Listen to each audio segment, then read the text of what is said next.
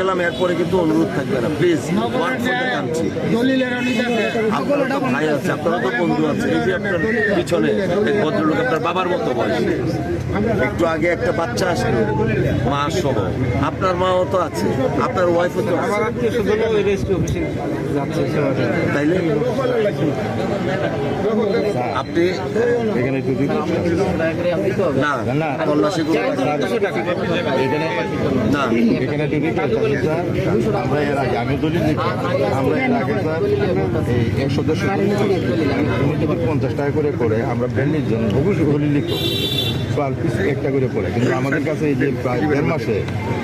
ধরে প্রায় অফিসটা এলোমেলো আমরা সার দেওয়া গা উনি আড্ডা উনি আবার ছুটিতে যাওয়া এই নিয়ে এখন আমাদের প্রতি সরকারের কাছে 15-20টা করে দলিল পেন্ডিং আছে এই দলিলগুলা আমরা